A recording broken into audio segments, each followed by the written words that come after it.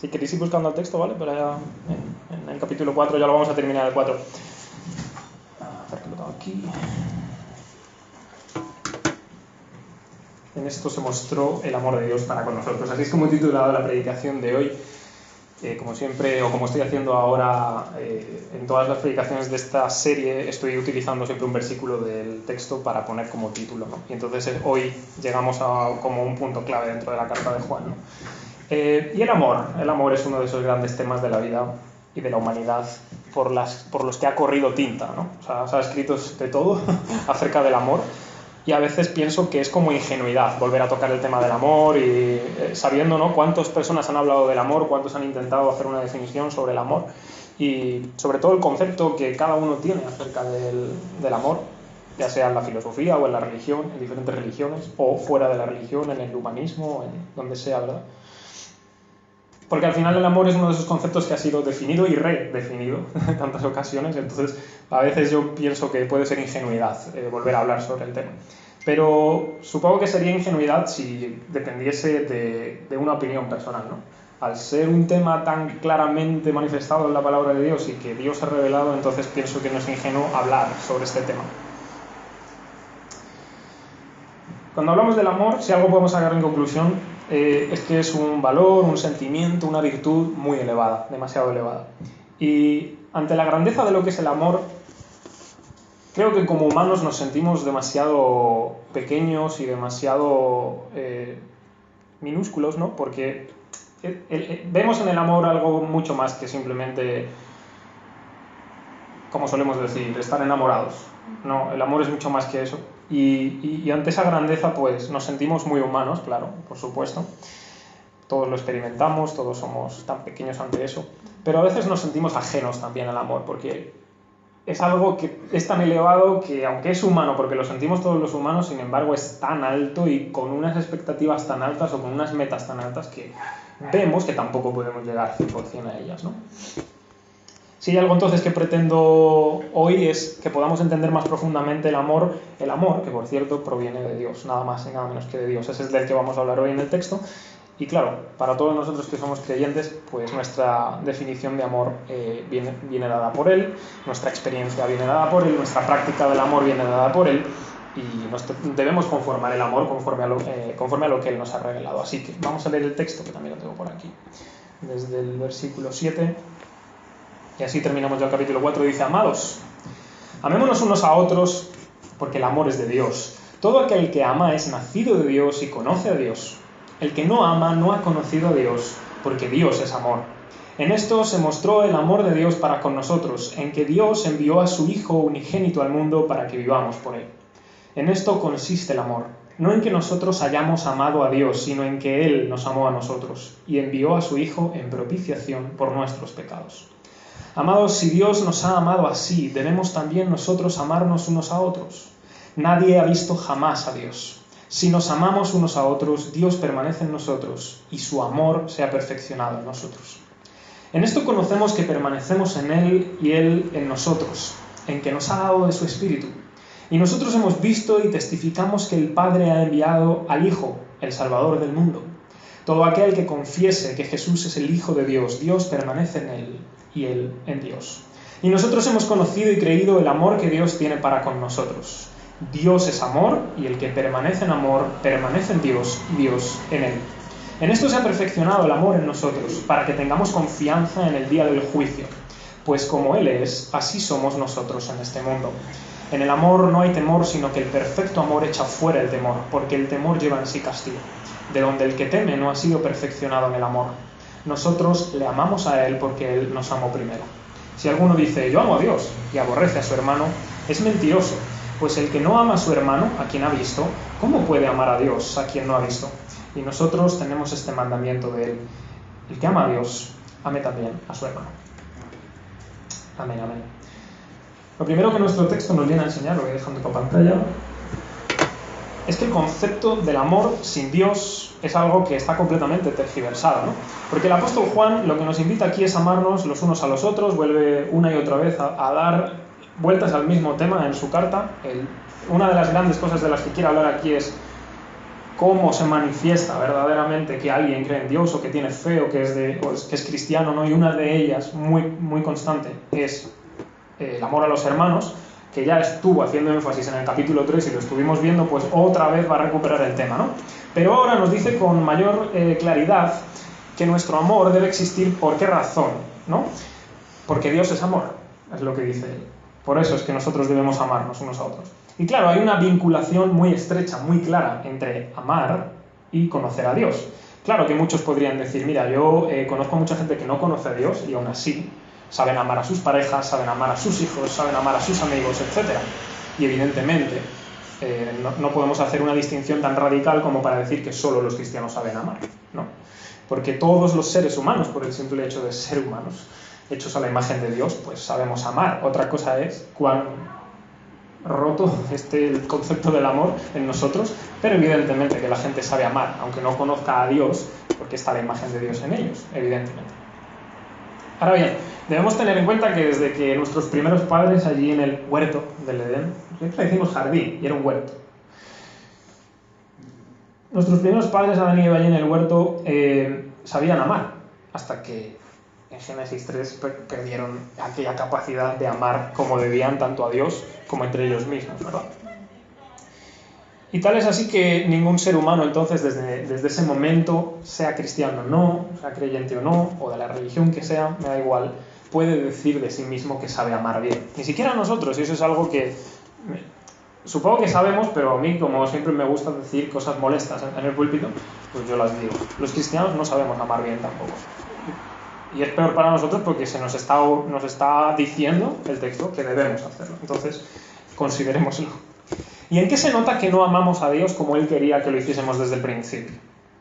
La experiencia que tenemos en nuestro día a día de nuestro propio mal lo saca a relucir. Somos egoístas, eso en primer lugar, ¿verdad? No pensamos pensamos más bien en nuestro propio beneficio muchas veces.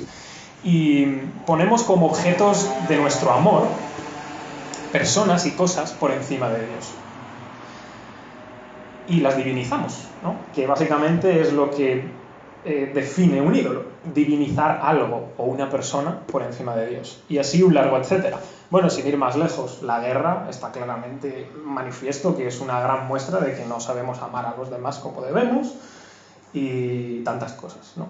Saco la guerra porque ahora está de moda, por así decirlo. Como si la guerra no hubiera empezado antes o como si no hubiera guerras fuera de Europa, pero claro, nos toca cerca y entonces hay que hablar de ella. Estoy siendo irónico y ácido. La Escritura nos tiene que decir muchas cosas respecto a la voluntad de Dios y el amor. Jesús mismo, cuando los fariseos le preguntan acerca del gran mandamiento de la ley, porque los pobres no sabían pensar en otra cosa, dinos, ¿cuál es la ley que hay que cumplir? Les dice, amarás al Señor tu Dios con todo tu corazón, con toda tu alma, con toda tu mente y con todas tus fuerzas. Y luego el segundo es semejante, amarás a tu prójimo como a ti mismo. Y dice, de estos dos mandamientos depende toda la ley y los profetas. Y eso es muy interesante. Finalmente, todo, según Jesús, se resume en una cuestión de amor, de amar a Dios y de amar al prójimo, de amar a los demás. Pero bueno, para poder culminar con el primer tema vamos a volver a lo principal. El verdadero amor, el amor puro, el amor limpio de todo pecado, el amor que quita todo mal deseo o que se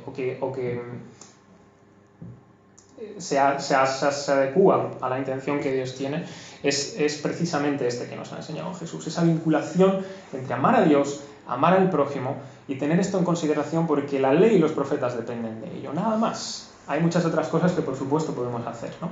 Y hay muchas otras cosas que como iglesia podemos hacer, pero en definitiva si no cumplimos esos dos grandes mandamientos, pues mira, sinceramente podemos levantarnos de las sillas y nos vamos, porque no estamos cumpliendo con lo principal. No podemos amar en el sentido más pleno de la palabra hasta que conozcamos a Dios y que seamos transformados por Dios. Porque si no conocemos a Dios no le vamos a poder amar a Él y si no somos transformados por Él no vamos a poder amar a los demás. Eso es evidente. Lo que sí está claro desde Génesis 3 es que los seres humanos, como digo, no sabemos cómo amar de manera adecuada. Y ya que hemos dicho que podemos amar porque somos creados a la imagen de Dios, ¿qué nos dice la Biblia con respecto al amor de Dios? porque estamos hablando de nuestro amor, o de cómo podemos amar nosotros. Pero ¿qué nos dice la Biblia acerca del amor que Dios tiene? Del amor que Dios tiene por nosotros, especialmente por su pueblo, pero también por la humanidad. La gracia es el amor de Dios, literalmente. Eso es lo que nos dice la Escritura, que el amor de Dios es gracia.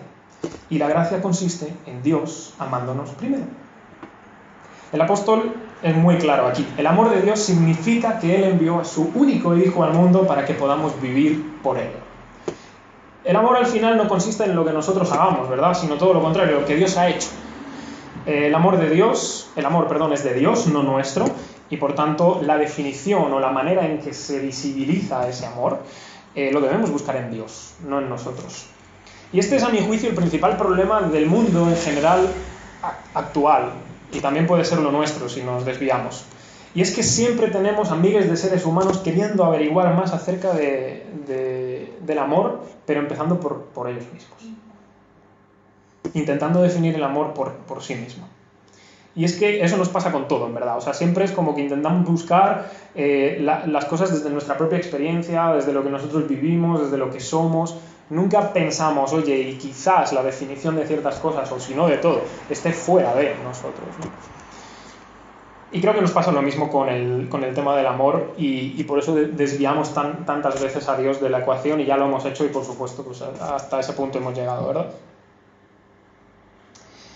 Y si os fijáis en los versículos 9 y 10, para mí tenemos un resumen fantástico del Evangelio, porque dice que Dios nos envió a su Hijo al mundo para que vivamos por Él, lo cual, eso ya nos muestra cuál es nuestra condición de estar muertos.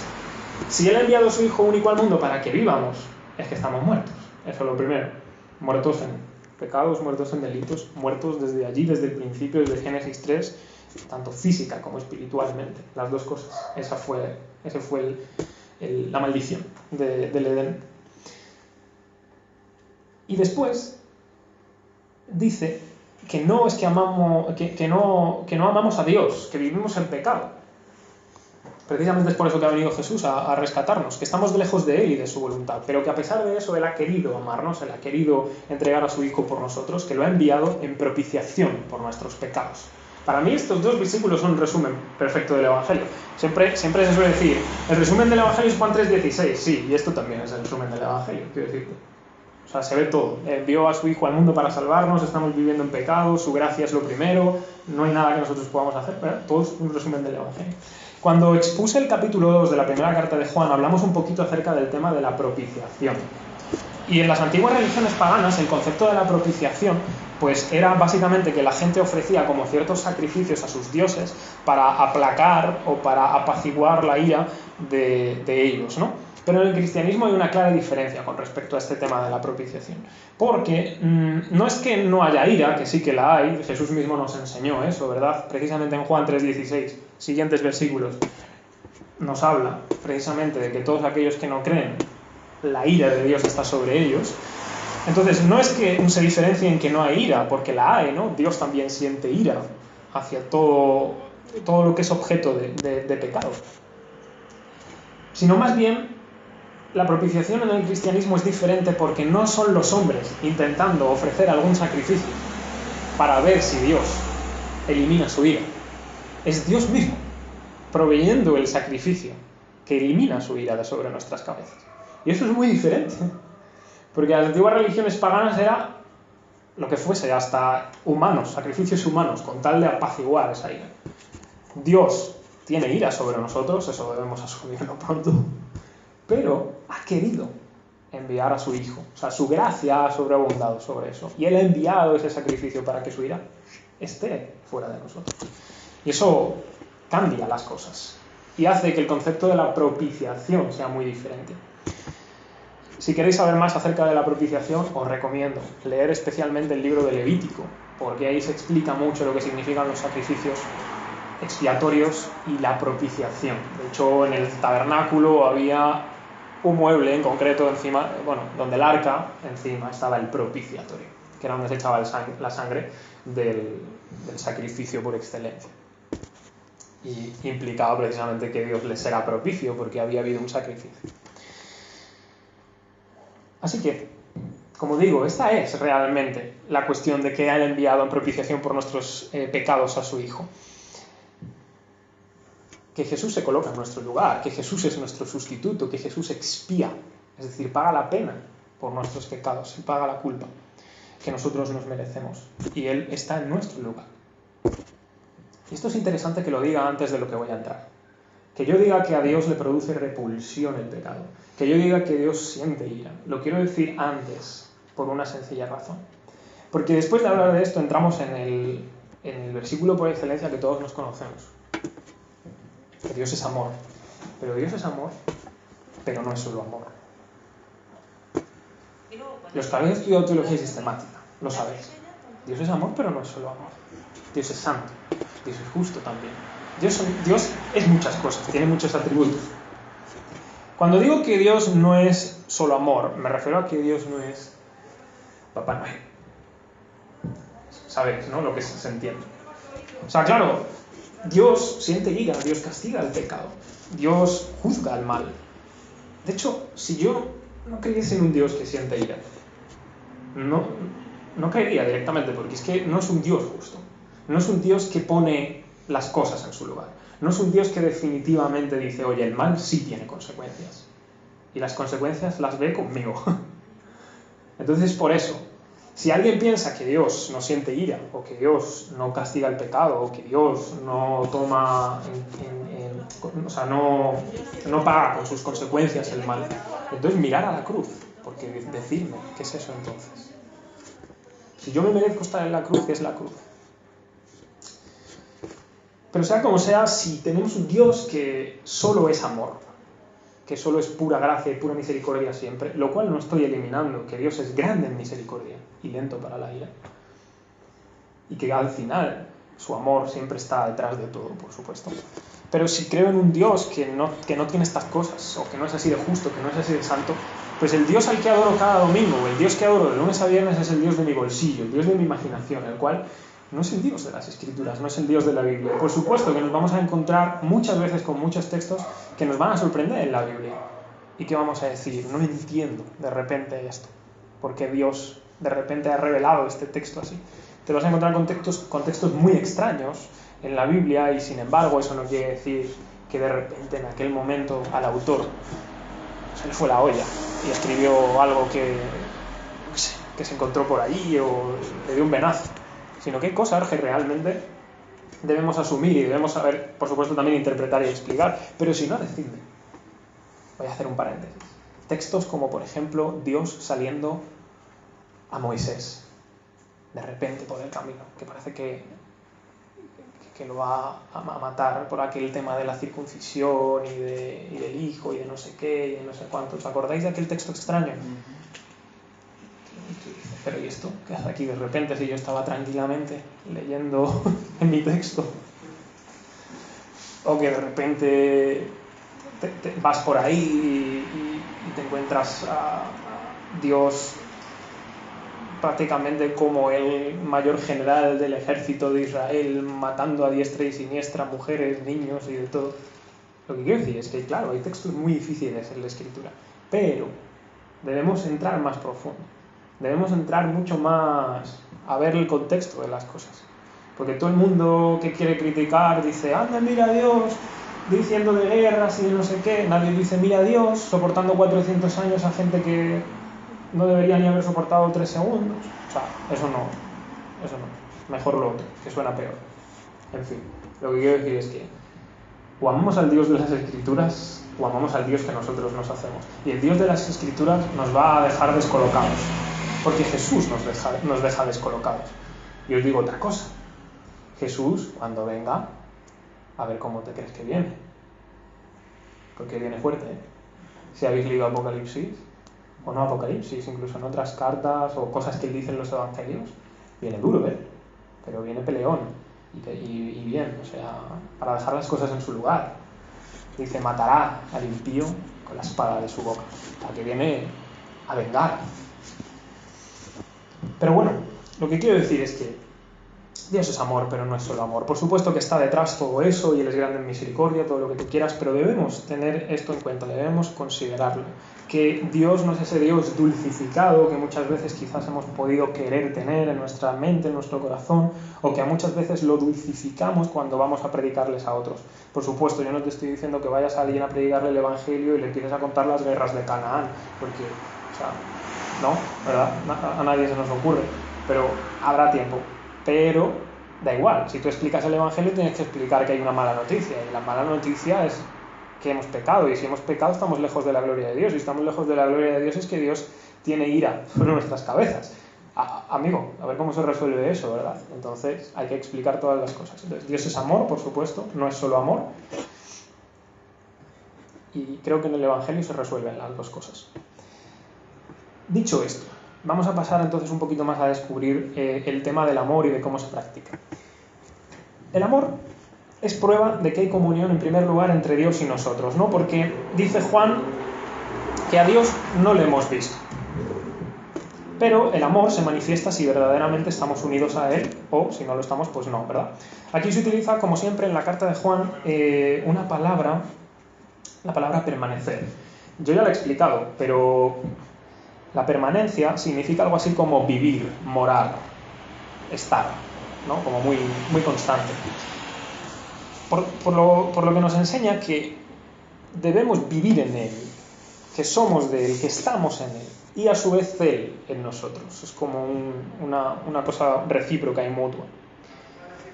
Y eso es una clara evidencia de que tenemos comunión con Él, de que tenemos participación con Él. Y la comunión es trinitaria. Ahora os explico. Porque si os fijáis, dice, aunque nadie ha visto a Dios, nos ha dado su Espíritu. Ya van dos, el Padre y el Espíritu. Pero dice que nos ha enviado el Espíritu al enviar ¿a quién? A Jesucristo. Así que ya tenemos ahí a la Trinidad, al Dios Trino. Y esa comunión es con los tres. Juan empezó aquí en su carta diciendo que nuestra comunión es con el Padre y con el Hijo. Pero en el resto de la carta va a meter al Espíritu, por supuesto. Por lo cual, sabemos que para tener comunión con Dios tenemos que tener comunión con las tres personas de la Trinidad. Lo cual, esto claramente expone a todos aquellos que quitan alguno de la fórmula, por así decirlo, ¿no? Y eso es interesante tenerlo en cuenta. Dios es amor, porque en su misma naturaleza, ¿no? Pero especialmente porque en la profundidad de su ser son tres personas, es decir, son una comunidad que se ama constantemente. El Padre ama al Hijo, el Hijo ama al Padre, el Espíritu también los ama a los dos aman al otro. O sea, se aman. Y se aman de una manera espectacular. De una manera que no hemos visto en nuestra vida y que solo veremos en la eternidad mismo. Entonces, Dios es amor precisamente porque dentro de sí mismo puede amar a varias personas a la vez, ¿no? ¿Me entendéis? Porque el concepto de un Dios de la filosofía es el Dios uno. Y es un Dios que básicamente se mira a sí mismo.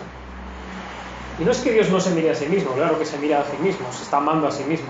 Pero es diferente que el concepto de la filosofía, porque no es como un solo ser.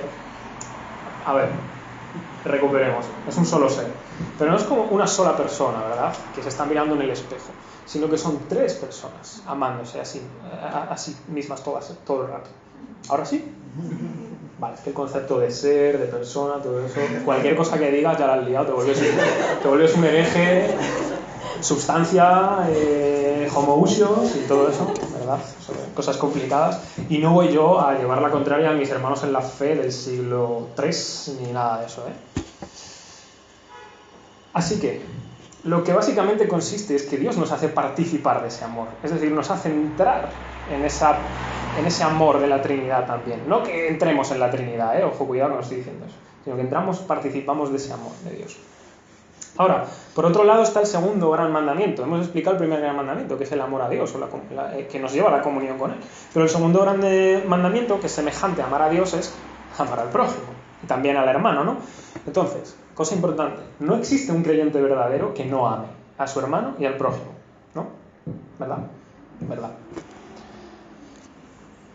Así que recuperando de nuevo el tema de que no hemos visto ninguno a Dios, ¿cómo se manifiesta el amor que nosotros tenemos a Dios? Pues amando a aquellos que Él ama, a los que son sus hijos, especialmente a nuestros hermanos, aunque también debemos amar al prójimo, independientemente de que sea o no hijo de Dios. ¿Por qué digo que no hay creyente verdadero sin amor al prójimo o sin hermano? Bueno, simplemente por decir de otra manera lo que Juan está explicando aquí, ¿verdad? Si nos amamos los unos a los otros, Dios permanece en nosotros, dice. Y es lógico, porque si Dios es amor y si Él nos ha amado primero, podemos y debemos amar, ¿no? Entonces, he ahí la conexión que todo el rato Juan quiere hacer con nosotros. Y si esta comunión es real, si esta participación con Dios es real, verdaderamente somos de Dios, verdaderamente somos sus hijos y podemos confiar en que no somos de los que parecen cristianos, sino de los que son verdaderamente cristianos. El amor se puede imitar, pero tarde o temprano se nota. Pero es lo que yo siempre digo, se puede imitar. Todo se puede imitar, hasta la fe se puede imitar.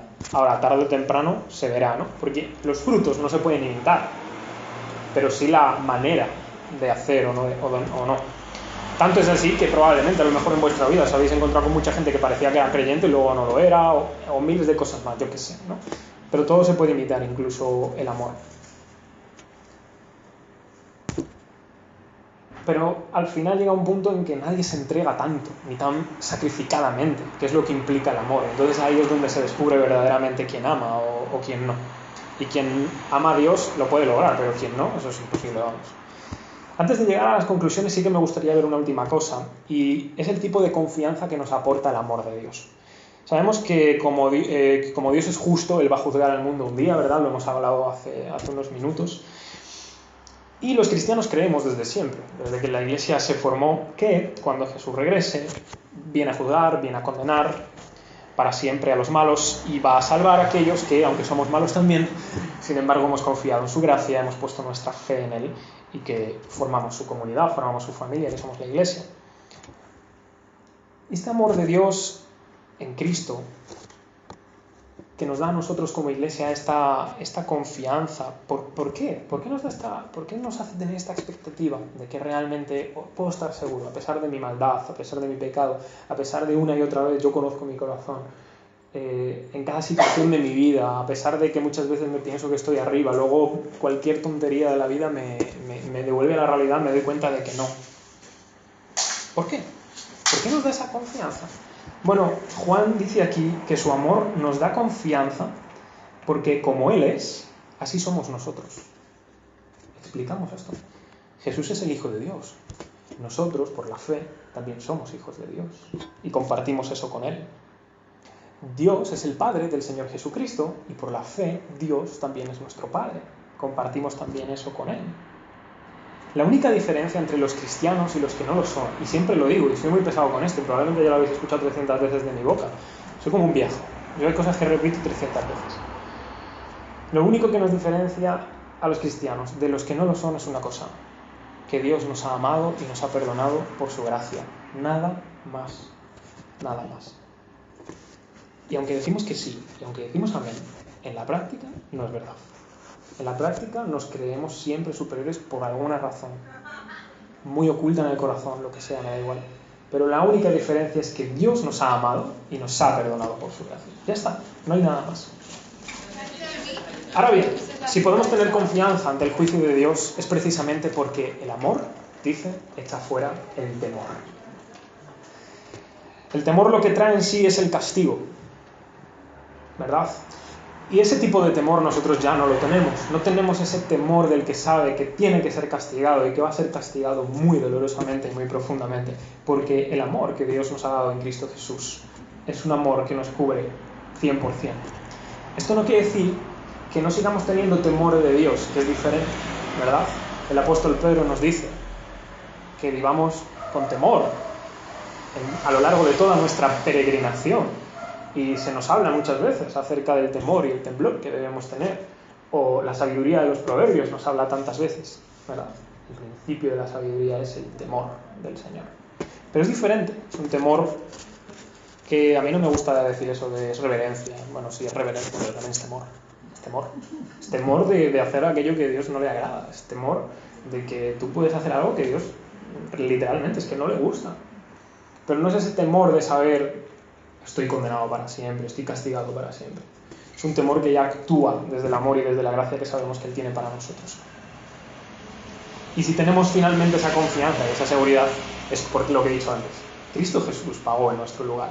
Cristo Jesús estuvo en nuestro lugar, que nosotros merecíamos. Es por eso que tenemos la confianza ante el juicio. Es porque Él se puso en nuestro lugar. Pero el juicio era para nosotros. Y seguiría siendo para nosotros si no fuera por Él. Y eso es lo que me lleva, en definitiva, a dos conclusiones. Y esto sería, como siempre digo, las conclusiones, me gustaría que os quedéis con todo el sermón, pero si os podéis quedar con las conclusiones, mejor. La primera, por aquí, es esta, que el amor de Dios en Cristo Jesús ha tenido un coste muy elevado. Y a veces nos acostumbramos a hablar de la realidad, de la gracia, del amor, todo eso, y que Dios envió a su Hijo a salvar al mundo, como si estuviéramos contándole un cuento a un niño. Espérate, que Dios ha enviado a su Hijo al mundo, eso no es, como se dice aquí, moco de pavo, ¿verdad? Que Dios ha enviado a su Hijo significa que Cristo Jesús, la persona del Verbo, se ha despojado a sí mismo para hacerse hombre, y encima que se hace hombre se hace siervo y va hasta la muerte, una muerte terrible, ponerse en nuestro lugar. Es que son muchas cosas, es que es Dios mismo, ¿eh? Entonces ha tenido un gran coste, y a veces no lo tenemos en cuenta. Jesús mismo fue a la cruz para ser herido por nuestras rebeliones, dice el profeta, para ser molido por nuestros pecados, recibir el castigo de nuestra paz y cargar sobre sí nuestros pecados. Él fue angustiado y afligido, aunque no abrió su boca, ni tampoco había mal en él, ni pecado, que le hiciera merecedor de aquella muerte terrible. Él tomó nuestro lugar en la cruz, fue la expiación de nuestros pecados, la propiciación de nuestros pecados, como dice Juan. Sufrió aquella pena que nosotros deberíamos haber recibido. Hermanos y amigos, lo que Dios hizo al enviar a Cristo Jesús costó, y mucho. Y hay muchas veces que algunos, como burla, siempre usan el, bueno, si Dios nos perdona, ¿no? Dios perdona, es su trabajo. Sí, Dios perdona, claro. Dios perdona, pero a un coste. Y el coste es la sangre de Jesús. Y también dice Hebreos, el que pisotee la sangre del Hijo de Dios, no hay perdón para él. Ninguno. Entonces tiene un coste, por supuesto. ¿El trabajo de Dios es perdonar? Sí, probablemente. Pero hay que añadirle una cosa. El trabajo de Dios es perdonar a través de la fe en Cristo Jesús. No hay otra manera. Entonces ha costado mucho. Y eso nos cuesta a nosotros el sacrificio de poner nuestra fe en Él. Por último, la segunda conclusión es que Jesús es la manifestación clara del amor del Padre por nosotros. Si hoy podéis quedaros con alguna verdad, quedaros con esta. Esta es la verdad que nos va a sostener en cualquier momento de nuestra vida. Esta es la verdad que vamos a poder retener hasta que demos nuestro último suspiro en la existencia, en medio de cualquier circunstancia externa de nuestra vida, en medio de cualquier emoción, de cualquier frustración, de cualquier dificultad. Y yo digo el primero como muy incapaz de cumplirlo muchas veces, pero una vez que recupero esta verdad, como sé que no es algo que yo tengo que hacer, sino algo que tengo que creer, me hace recuperar el alivio, es esto, en que el amor de Dios se ha manifestado en Jesús. O sea que si tenemos que mirar en algún sitio donde podamos estar seguros que Dios nos ama, no solo que nos ha amado, sino que nos ama, es en Jesús, en que Él ha enviado a Cristo Jesús, en que Él ha muerto en nuestro lugar. Entonces, en cualquier circunstancia que nosotros pasamos, en cualquier dificultad o en cualquier alegría también, me da igual lo que sea, debemos mirar. Puede ser una bendición, o puede ser lo que tú quieras, o puede ser una enfermedad, o yo qué sé, miles de cosas, ¿no? Pero Dios me ama o no me ama. Tengo que mirar a Jesús. Y si Él ha enviado a su Hijo en propiciación por mis pecados, entonces eso significa que me ama. Y no creo que le haya enviado a su Hijo a la cruz solo por un ratito para mí y luego de repente se olvide y ya no me ama más. Dios nos ha amado. Y nosotros muchos aquí podemos sufrir de muchos tipos de cosas, ya sean crisis económicas, laborales, salud, yo qué sé, de cualquier tipo, familiares, amigos. Pero al final lo único que podemos hacer es mirar arriba, decir, Señor, te doy gracias por todas las cosas que tengo, por supuesto. No entiendo las que están pasando mal, pero hay una cosa que sí que puedo decir, y es que tú eres más importante. Tu amor es lo más importante. Tu amor Es lo que le da sentido a todo lo demás, a lo bueno y a lo malo. Es lo que importa. Al final esa es nuestra oración, ¿verdad? Podríamos estar solos en este mundo, podríamos no tener a nadie, pero si sabemos que tenemos el amor de Dios en Cristo Jesús, podemos estar bien, podemos estar felices. Pero bueno, como vivimos en el siglo XXI, pues hoy parece que no. Hoy hay que tener más cosas. Hay que tener casa, hay que tener coche, hay que tener trabajo, hay que tener dinero, hay que tener varias cosas para que podamos sentir el amor de Dios. Y es mentira. O sea, el amor de Dios se manifiesta en Cristo Jesús. ¿Qué os parece si oramos sobre esto?